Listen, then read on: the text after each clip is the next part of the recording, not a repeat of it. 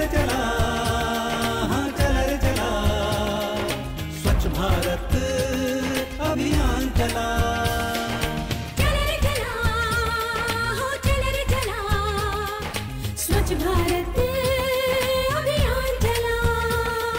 सबके स्वास्थ्य का कर ध्यान चला, चला रे चला, हाँ चला रे चला, स्वच्छ भारत अभियान चला।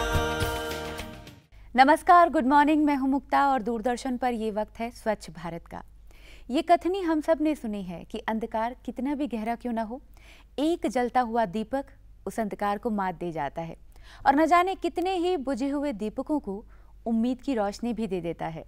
जी हाँ, इस कथनी को यथार्थ हमें करके दिखाया बंदेपुर ग्राम ने। वाराणसी के विभिन्न कॉलेजेस के स्टूडेंट्स ने मिलकर बनाई एक होप वेलफेयर संस्था और उसके बाद बंदेपुर ग्राम से ही वहां की महिलाओं को तैयार किया और फिर बन गई ग्रीन महिला ब्रिगेड। क्या परिवर्तन आया उसके बाद, वो देखने काबिल है।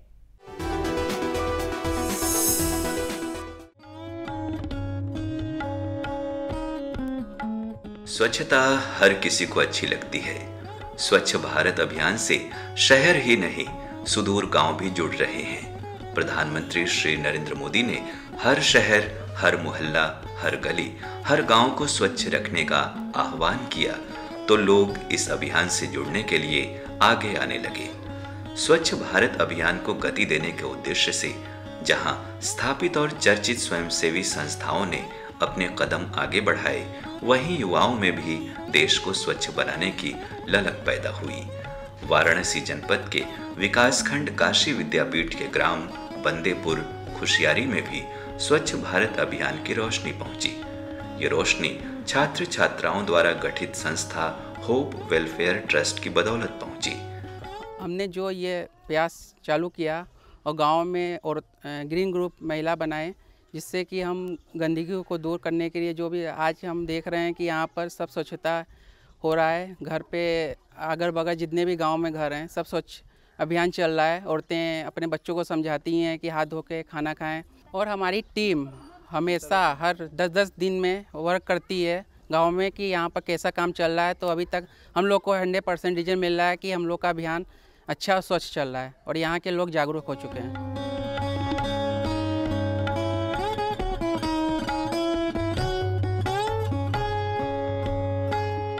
वाराणसी के विभिन्न विश्वविद्यालयों के छात्र छात्राओं ने अपनी संस्था होप वेलफेयर के माध्यम से बंदेपुर खुशियारी गांव को गोद लेकर गांव में स्वच्छ भारत अभियान की शुरुआत की।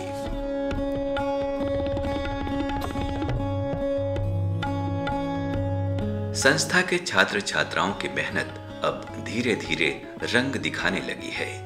गांव की ग्रीन महिला ब्रिगेड को साथ लेकर संस्था के स्वयंसेवियों ने सबसे पहले गांव में शिक्षा का प्रसार करने और गांव को साफ सुथरा रखने का काम शुरू किया। हम लोगों ने ऐसे ही खुशियारी गांव मोदी से प्रेरणा लेकर एक खुशियारी गांव अडॉप्ट किया। उस गांव में तमाम समस्याएं देखते हुए पहला समस्या इस गांव में स्वच्छता को लेकर लगा। फिर हम लोग इस गांव में एक होप ग्रुप महिलाओं का जो महिला ब्रिगेड है ग्रीन ग्रुप, उनको एकत्रित किए, 25 महिलाओं को चयनित किए, उनको पहले शिक्षा से जोड़े। 25 महिलाओं को अपना नाम लिखने आता है। ऐसी कोई महिला नहीं है जिसको अपना नाम लिखने आता है। जैसे अगर महिला पढ़ी लिखी रहेंगी तो कोई उनसे जबरी अंगूठा नहीं लगवाएगा, मतलब दस्तखत नहीं करवा पाएगा। पढ़ेंगी, अपना सिग्नेचर कर सकेंगी।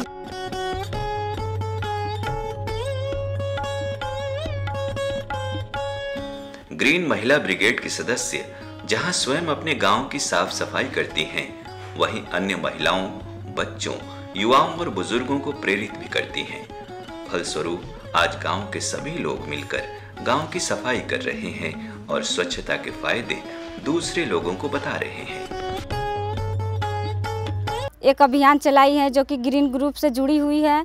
सभी महिलाएं, 25 महिलाएं हैं जो कि साफ सफाई, घर की अगल बगल के वातावरण को साफ सुथरा रखती हैं, जिससे घर में बीमारियां ना हों, बच्चे स्वस्थ रहें। हर ये सब बदलाव आया है गांव में।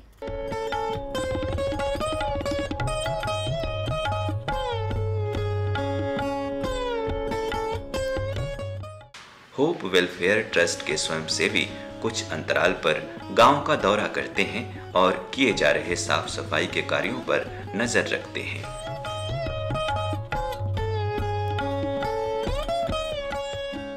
ट्रस्ट की प्रेरणा से गांव के ग्राम प्रधान भी महिला ग्रीन ब्रिगेड को पूरा सहयोग देते हैं। इस कारण आज पूरा गांव साफ सुथरा नजर आता है।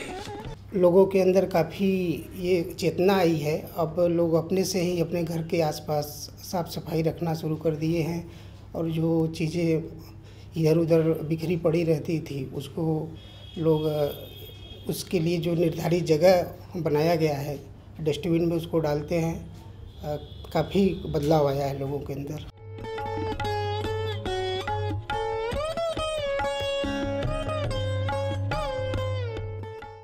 बंदेपुर खुशियारी की महिला ग्रीन ब्रिगेड गांव से कूड़ा कचरा ही साफ करने तक सीमित नहीं है, बल्कि ब्रिगेड की महिलाएं गांव में व्याप्त हर तरह की गंदगी को दूर करने के लिए कटिबद्ध हैं, दृढ़ प्रतिज्ञ हैं। ग्रीन ब्रिगेड की महिलाएं गांव से नशे की लत को भी दूर भगाने का काम कर रही हैं। इसके अलावा जुए के अड्डों के खिलाफ भी उनकी मुहिम सफल रही है। ग्रीन ब्रिगेड की महिला सदस्यों के कार्यों को देखते हुए वाराणसी के वरिष्ठ पुलिस अधीक्षक ने सदस्य महिलाओं को पुलिस मित्र बनाया है।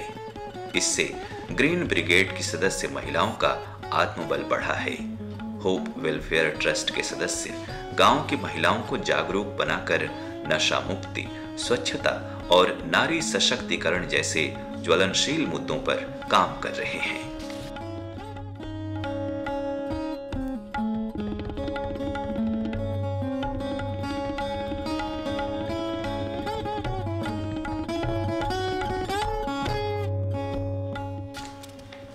होप वेलफेयर ट्रस्ट के स्वयंसेवियों और महिला ग्रीन ब्रिगेड की सदस्यों के प्रयासों से आज एक अनजाना सा गांव बंदेपुर खुशियारी लोगों के बीच चर्चा का विषय बना हुआ है।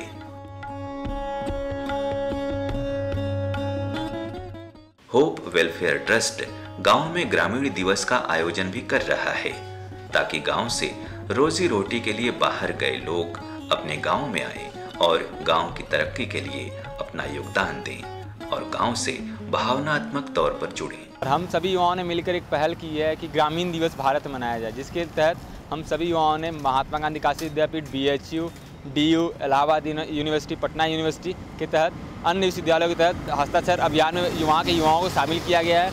इसमें पूरे भारत के यूपी से ही 17-18 ज़िले हैं और यूपी, बिहार के पटना और फिर इलाहाबाद, दिल्ली, लखनऊ, मिर्ज़ापुर, कई जगहों पे साइन करवाया गया है। इसमें कई गांव, यहाँ तक मोदी जी का जयापुर गांव भी शामिल है। इसमें 11,000 साइन करवाया गया। न कि केवल साइन, इसमें उनका नाम, उनका पता, उनका मोबाइल नंबर और साइन के तहत पूरी तरीके से, ताकि एक ऑथेंटिक रूप दिया जाए कि 11,000 लोग सहमत हैं ग्रामीण दिवस के लिए।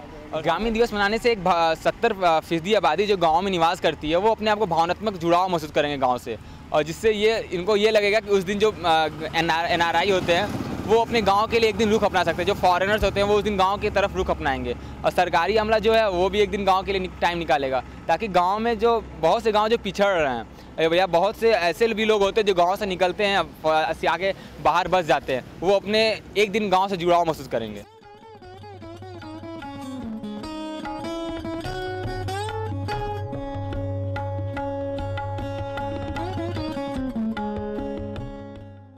प्रधानमंत्री श्री नरेंद्र मोदी द्वारा शुरू किया गया स्वच्छ भारत अभियान अब अपनी सफलता के नित नए पायदान पर आगे बढ़ता जा रहा है।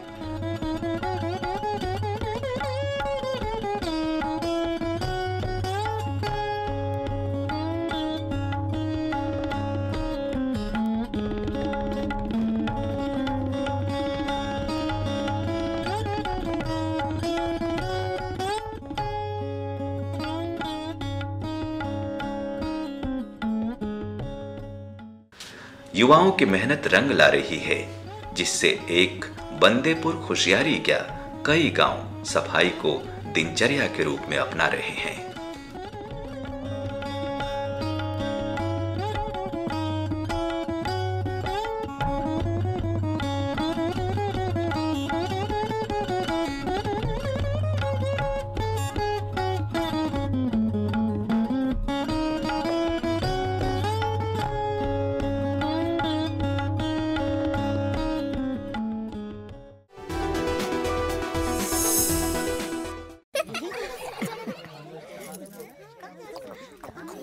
बच्चे। काकी, घर में शौचालय कहाँ है? बहू को घर में कहाँ, खुले में ही जाना पड़ेगा। फिर तो तुम घूंघट भी खोल ही दो। एक तरफ तो आपको बहू का घूंघट भी सरकाना गवारा नहीं, और दूसरी तरफ उसे खुले में। इस तरह तो हमने कभी सोचा ही नहीं था। तो अब सोचो, घर में शौचालय बनवाओ और इस्तेमाल करो। स्वच्छ भारत मिशन, एक कदम स्वच्छता की ओर। जहाँ सोच वहाँ शौचालय। आपसे गलत तो नहीं कहा था हमने। एक जलती हुई मोमबत्ती जब बाकी मोमबत्तियों को रोशन करती है तो यकीनन अपनी चमक नहीं खोती, बल्कि उस पूरे वातावरण को और ज़्यादा उजागर कर देती है, उजियाले से भर देती है। सुनील भिड़े और उनका परिवार, जी हाँ, महाराष्ट्र का एक ऐसा परिवार जिसने अपना कदम आगे बढ़ाया स्वच्छता की ओर और परिवर्तन लेकर आया। महाराष्ट्र का सुनील भिड़े परिवार ही नहीं, और भी ऐसे बहुत से कोने हैं जो स्वच्छता के प्रति जागरूक हुए हैं।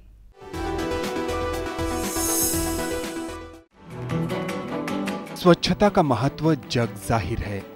स्वच्छ माहौल कायम करने के लिए यूं तो हर स्तर पर प्रयास हो रहा है, लेकिन कुछ लोग ऐसे भी हैं जिन्होंने अपनी व्यक्तिगत कोशिशों से नायाब उदाहरण पेश किया है।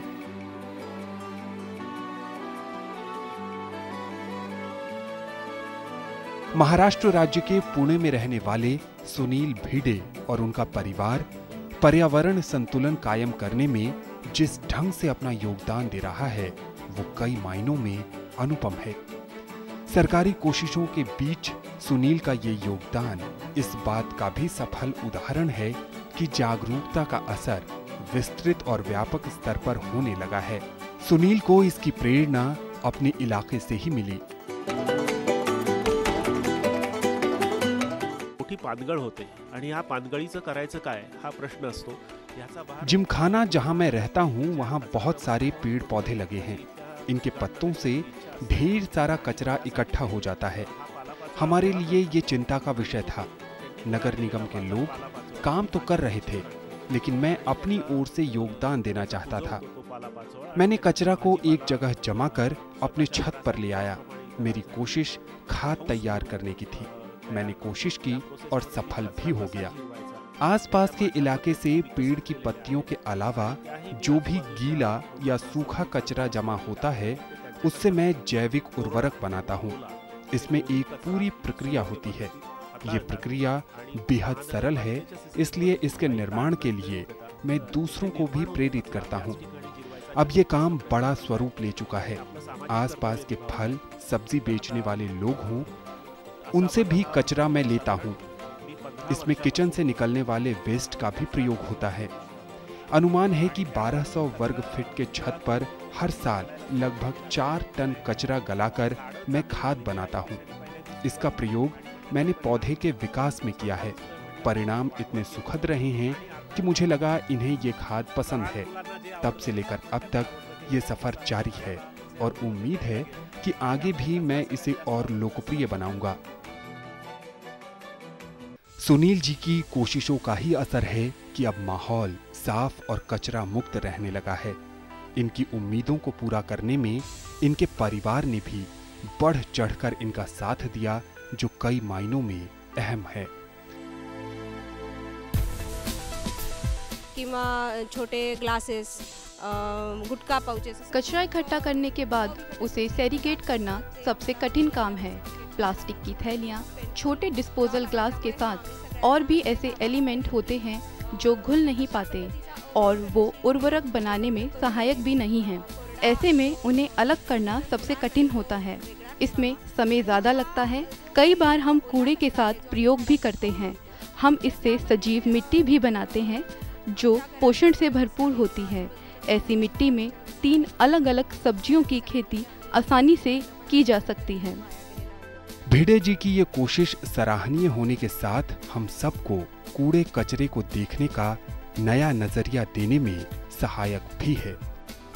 एक ओर भिड़े परिवार जहां कचरा प्रबंधन की अनूठी कोशिश में लगा हुआ है, वहीं दूसरी ओर स्वच्छता के प्रति लोगों के उत्साह का शानदार परिचायक है मुठाई नदी महोत्सव। एक समय नदियों का अपना आकर्षण हुआ करता था, लेकिन बदलते दौर के साथ नदियों का स्वरूप बदल गया है। बढ़ती आबादी हो या फिर उद्योगों की बढ़ती तादाद नदियां कूड़े के ढेर में बदलती जा रही हैं। नदियों को साफ बनाने की पहल के साथ इस कार्यक्रम में पुणे के ढेर सारे स्वयंसेवी संस्थानों और विद्यालयी छात्रों ने हिस्सा लिया। घटते जल स्तर के पीछे का एक बड़ा कारण नदियों का बिगड़ता स्वरूप भी है। ऐसे में स्थानीय लोगों की इस पहल ने एक उम्मीद जगाई है कि नदियां बदबू और गंदे पानी का केंद्र नहीं बनेंगी।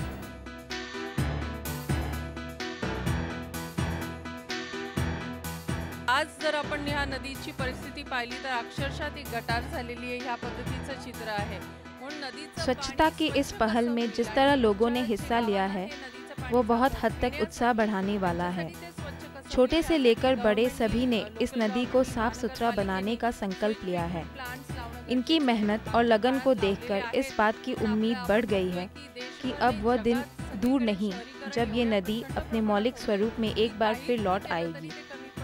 इस समय इसे देखने के बाद शायद ही कोई इसे नदी कहेगा। इसका स्वरूप एक गटर के माफिक बदल गया है। सरकार ने सीवरेज प्लांट लगाए तो हैं, लेकिन वो भी तभी कारगर होंगे जब हम अपनी आदतें बदलेंगे और नदियों को सम्मान देंगे। प्रकृति संरक्षण के प्रति अपने योगदान को समझना होगा। ऐसे प्रयास संतोषजनक है।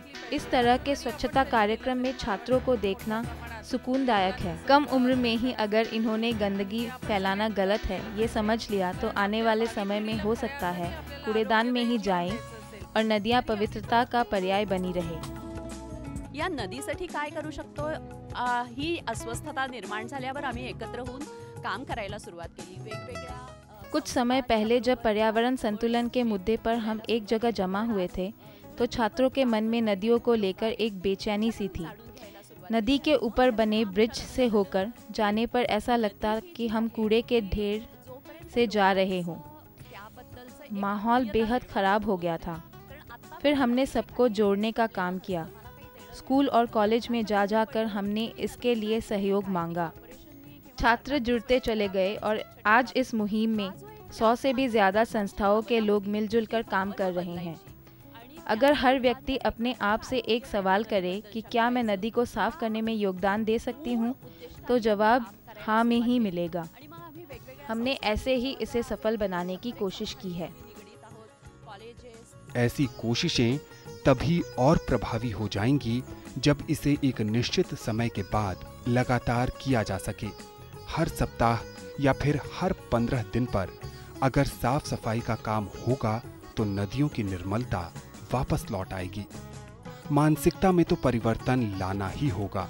ये समझना ही होगा कि नदियों में गंदगी फैलाना कहीं न कहीं खुद के लिए नुकसानदायक है।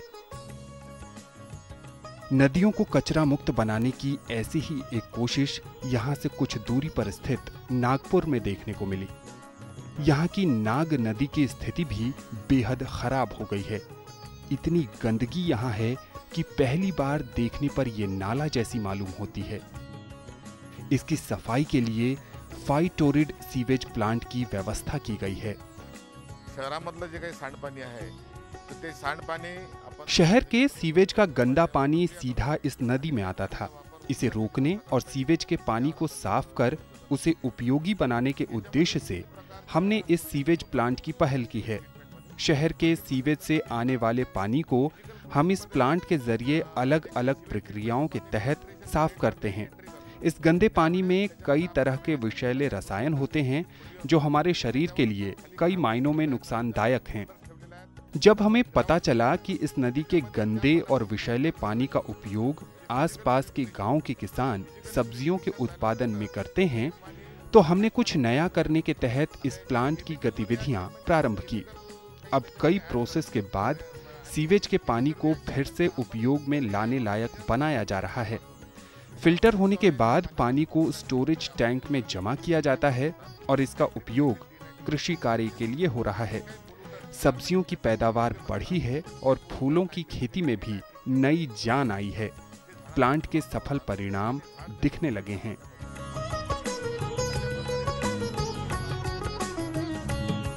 महाराष्ट्र के अलग अलग हिस्सों में चलाए जा रहे इन कार्यक्रमों को हौसला देने का काम किया नवी मुंबई ने।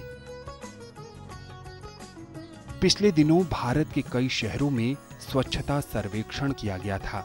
इस सर्वेक्षण में मैसूरू और तिरुचिरापल्ली के बाद नवी मुंबई का स्थान तीसरा है।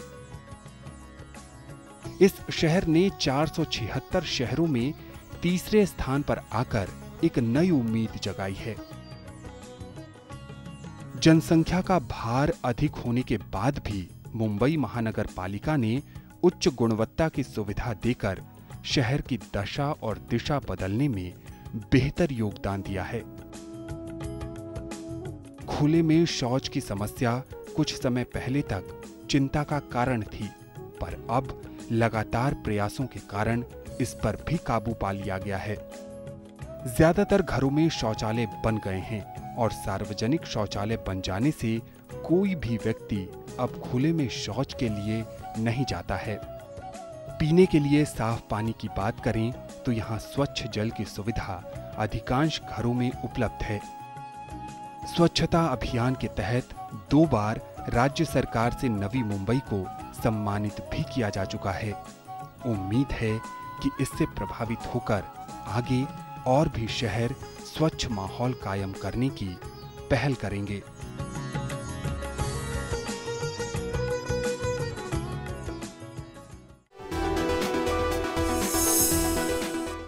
ये है रमेश, इस बढ़ते हुए गांव का बढ़ता हुआ नौजवान।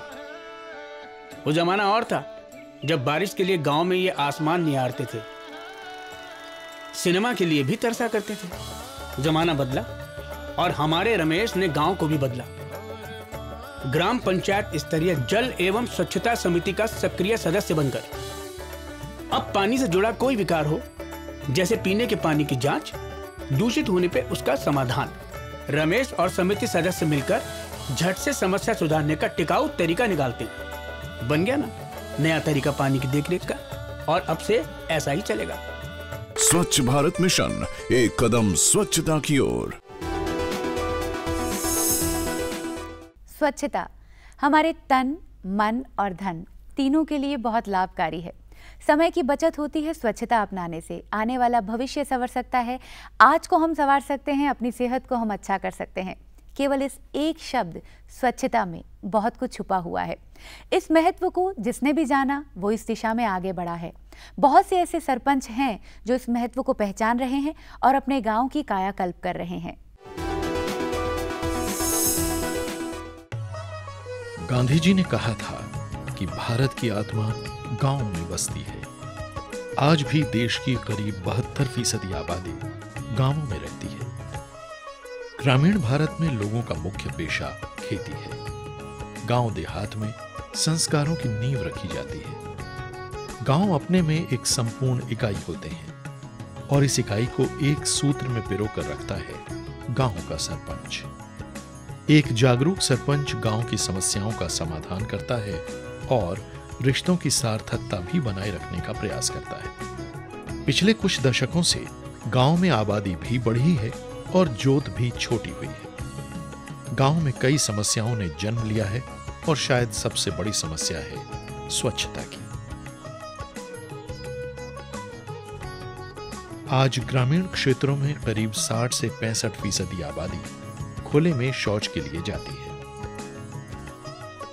गांव में गंदगी और रोगों का बसेरा है। खुली गंदगी से भरी नालियां, कच्चे रास्ते, कूड़े के ढेर और महिलाओं व बच्चियों की निजता व प्रतिष्ठा पर सवाल। आज के गांवों की यही सूरत नजर आती है। गांवों को इस बदहाली से निकालने का जिम्मा लिया जागरूक सरपंचों ने। गांव में सुधार को लेकर कई सरकारी योजनाएं चलाई जा रही हैं और इन योजनाओं से गांवों को जोड़ने की जिम्मेदारी गांव के सरपंच की है। बुजुर्ग अनुभवी सरपंचों के साथ आज अधिकतर गांवों में युवा व महिला सरपंच भी हैं, जिन्होंने स्वच्छता के मुद्दे को समझा और पूरे गांव को निर्मल बनाने की ठानी। स्वच्छता अभियान से जुड़े अधिकारियों ने गांवों के सरपंच से मुलाकात की और गांव में फैल रहे रोगों और महिलाओं के लिए असुरक्षा के भाव से उन्हें अवगत कराया।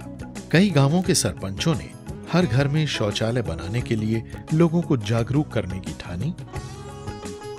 और घर घर जाकर लोगों को खुले में शौच के नुकसान भी गिनाए और कैसे पक्का शौचालय तैयार होगा इसके बारे में भी बताया।